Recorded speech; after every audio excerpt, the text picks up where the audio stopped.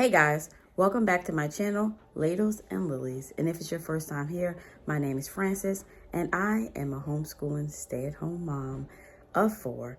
And today we are going to look inside Grammar for the Well-Trained Mind.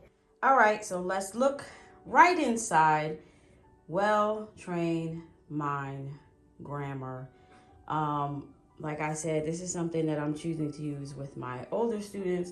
My 5th grader is going to sit in on it. So as you see, you get a Cortex book, and this is for years 1 through 4. So this is the only instructor manual that you need to buy for all 4 years teaching this, and you don't need anything else. Inside of the teacher's manual, if you look closer, you can see that it says instructor and student. And that is basically how this whole book is set up.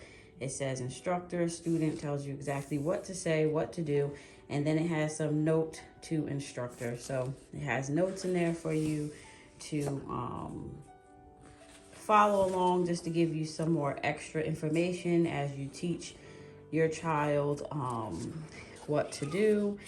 And yeah, that is what the core instructor text looks like. And like I said, you only have to get this. This is for all 4 years, for all 4 colors of these books that you would use. So the student set is the key and the workbook. The key is for you. This is what you purchase along with their workbook. So you have the answers no matter what color you get. There's purple, red, yellow, blue. So no matter what color you get the key and it goes with that. So, and like I said, your instructor book just stays the same through the whole thing. This is the key, which has all the answers to it. As you can see, it's really detailed, all laid out for you. So let's get into the student workbook. When you have your student workbook, and I'll show you how it's laid out. Basically, you start at lesson 1. Let me go back to 1 so you can see it more closely. The way you might think that they would teach, like noun, pronoun, adjective, adverb, it's not really taught directly in, it's taught in whatever order that it wants to directly teach it in. So for every week, you have 1, 2, 3, 4 lessons.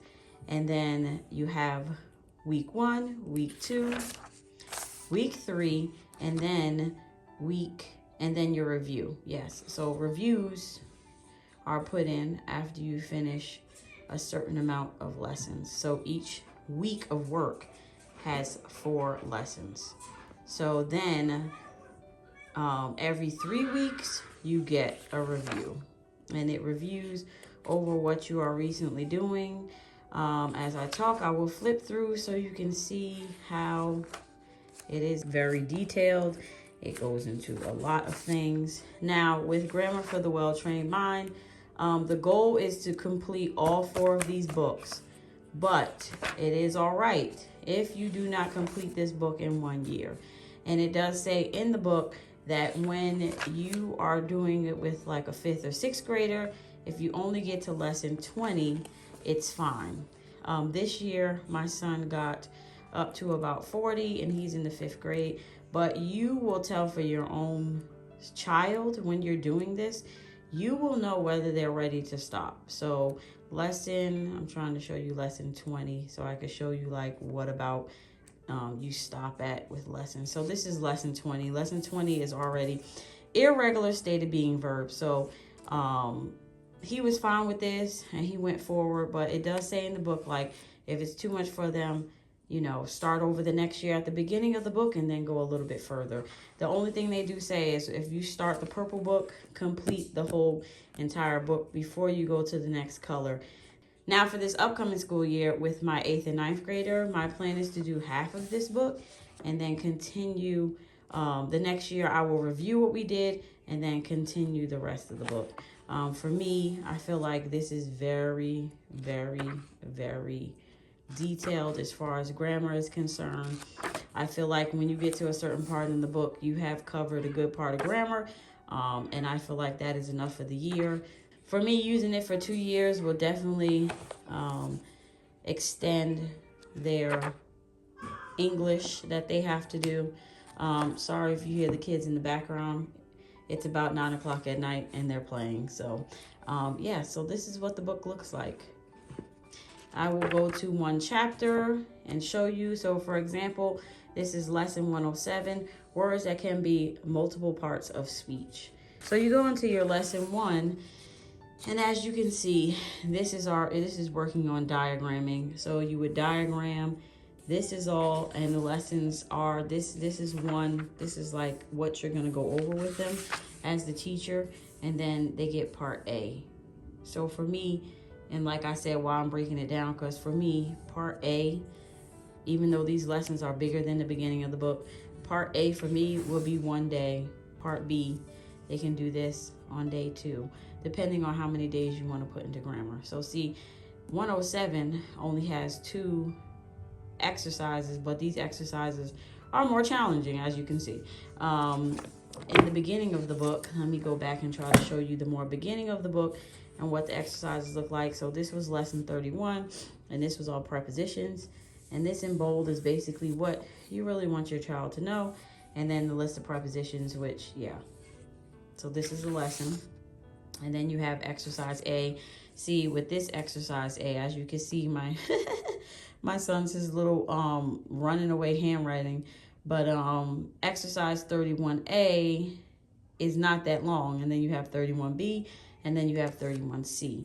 And this is just rewriting the prepositions. So see, as you go along in the book, it does get a little bit harder. So for me, I like that I'm able to break this down and go at our own pace in our own homeschool. For me, if we finish 2 of these books during your high school year, I will be happy with that, because I feel like this is a really good grammar program.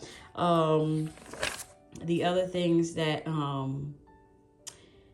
they tell you is that when you go halfway through this course, they want you to read out loud. They want your child to read out loud because it helps them to understand the sentence. They also can diagram it better and understand the parts of speech. So they want you to read it out loud also.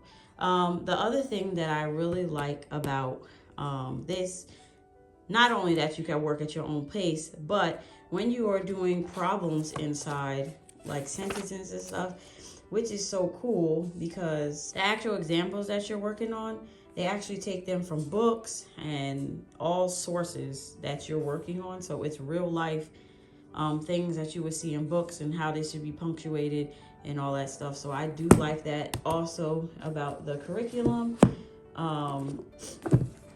So that is all you get in a set.